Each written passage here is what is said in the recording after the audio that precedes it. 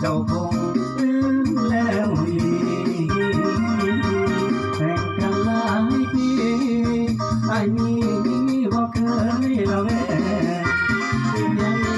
ที่ยังแอบแฝงยังแดงเฮ็ดได้ลงคอดังแห้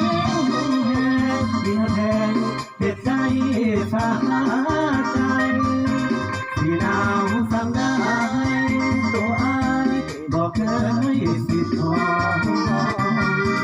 สิหอนสิพนลามนอายสู้เถอะนาเพื่อเจ้าหาเงินมาหลายปีเดินทางเจ้าลืมหามันอายใจเหงาเอาข้าวเข้ามานอนกอดน้องอ้อคือพ่อคำว่าเอาเขาหลังคำก่อนถ้าเอาหัวใหม่ที่ไม่นอนให้ใส่หมอนตลาดน้อยหัวใจล้านไม่มานอนแทนบอนดีนา